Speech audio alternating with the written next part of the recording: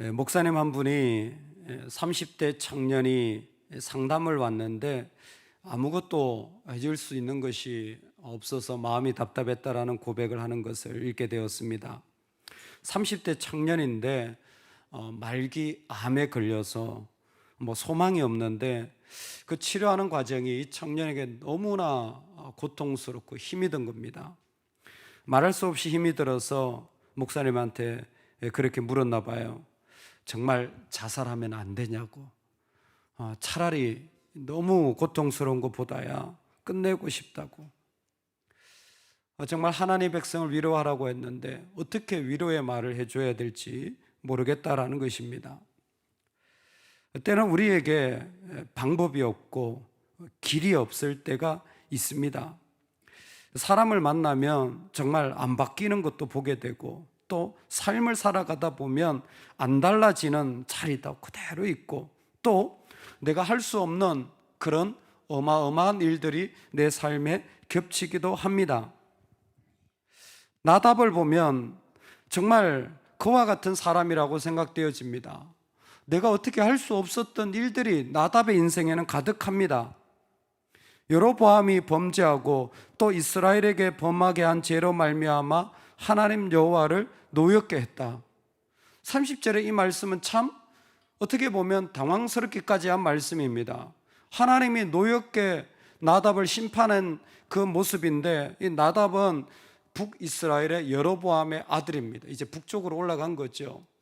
여로보암 왕조는 여로보암과 나답으로 끝이 나요. 혹시 성경 공부하신 분들은 여바시요 얘 살면 배가 띵호와 그래가지고 마지막 호세아까지 이스라엘 북이스라엘의 왕조를 우리가 공부했던 것을 또 외웠던 것을 기억하실 수 있습니다.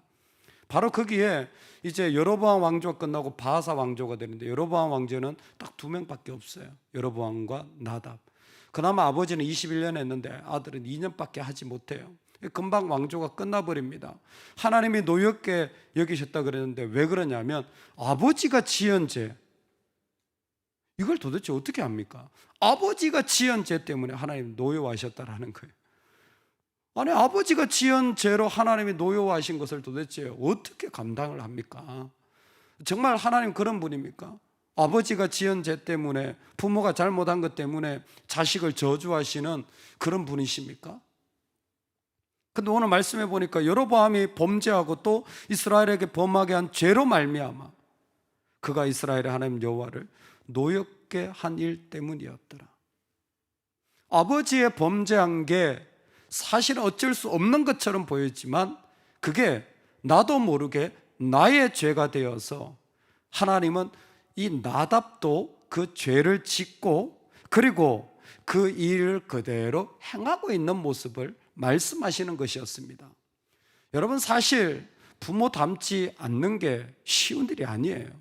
사실 부모의 그런 잘못된 모습을 끊어내는 것이 만만한 게 아닙니다. 왜? DNA라는 것이 나도 모르게 그대로 연결되어져 왔기 때문에 또 그 문화라는 게 그대로 왔기 때문에 그럴 수도 있습니다. 그런데 있잖아요, 그것은 우리 인간적인 생각인 거예요. 그건 우리 인간적인 생각인 거예요. 주님 안에서는 여러분 그거 얼마든지 끊을 수 있습니다. 할렐루야. 얼마든지 달라질 수 있습니다.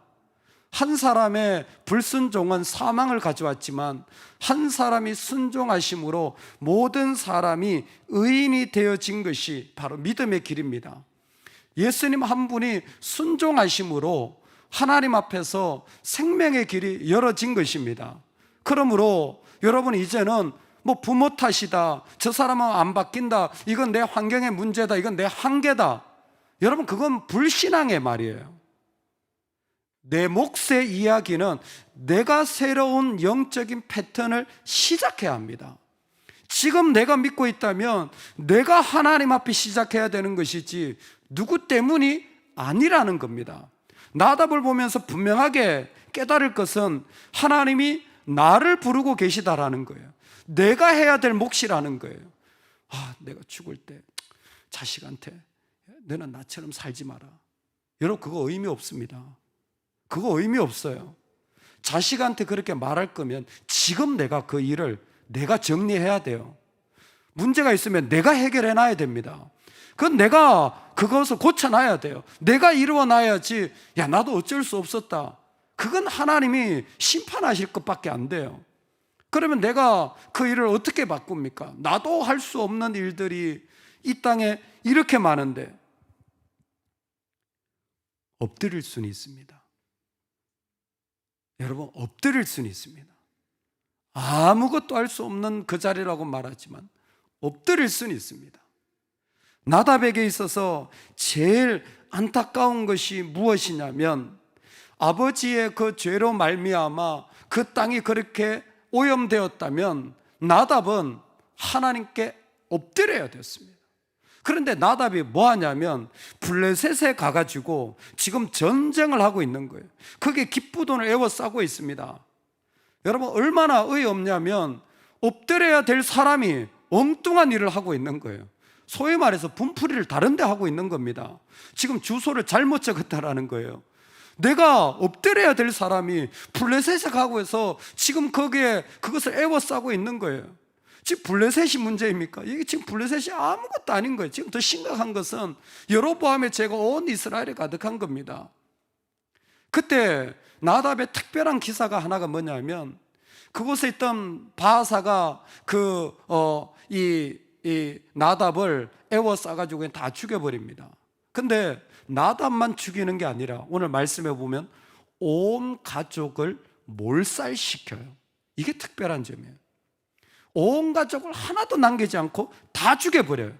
그래서 아예 그 왕조가 그곳에서 끝나게 해버립니다.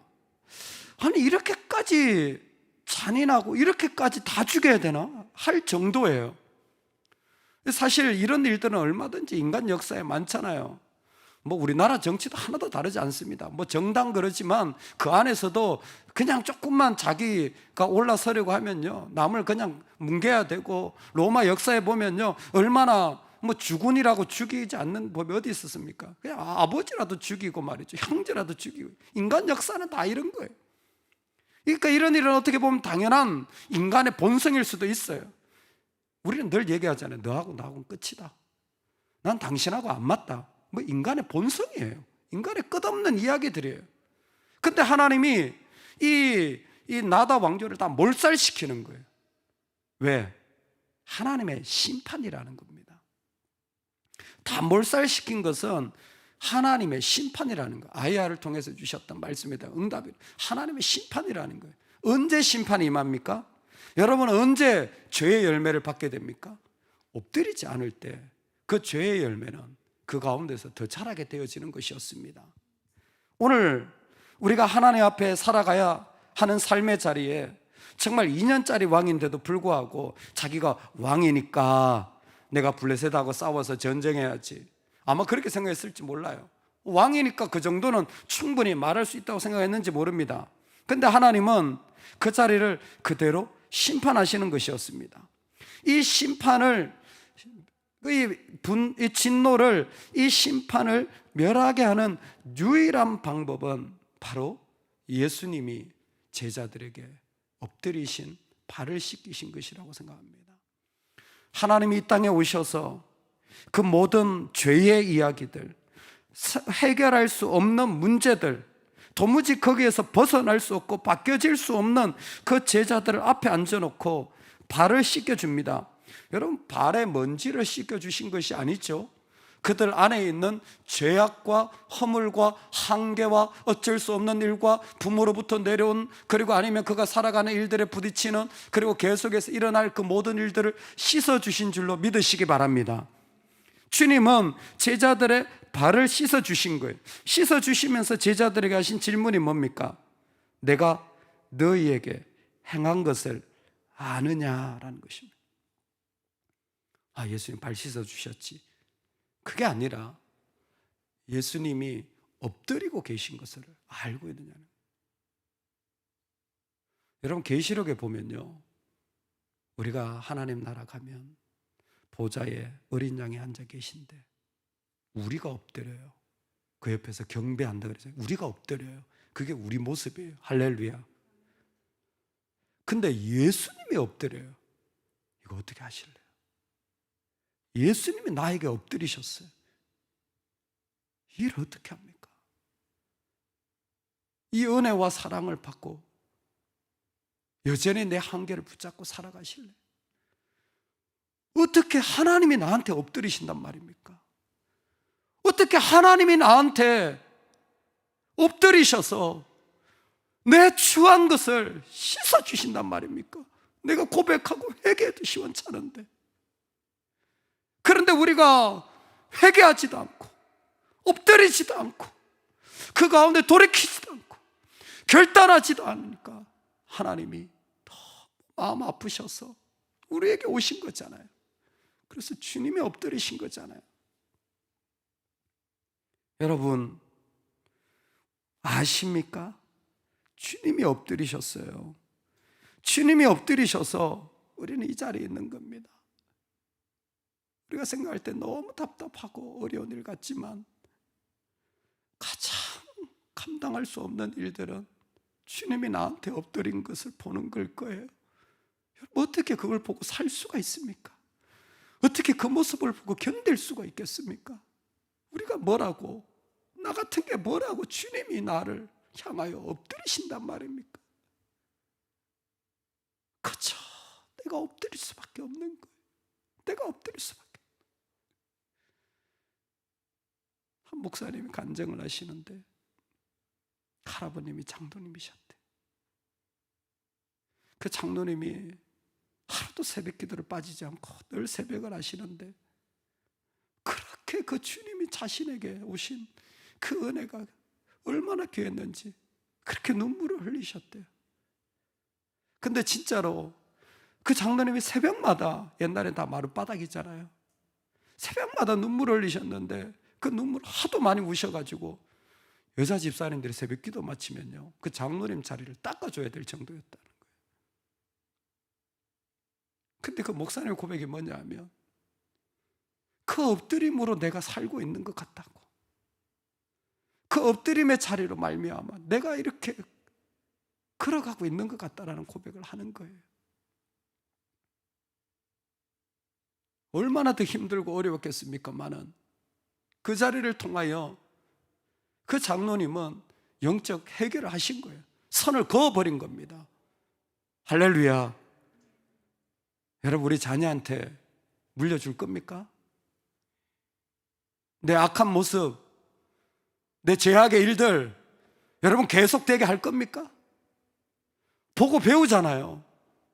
여러분 이 땅이 그렇게 살아가는데 계속 그렇게 사셔야 되겠습니까? 아니에요. 주님이 내 앞에 엎드렸는데 어떻게 그냥 있을 수가 있습니까? 여러분 아무것도 할 수 없습니다. 예, 맞아요. 근데 우리는요 엎드릴 수 있어요. 주님 앞에 엎드릴 수 있습니다.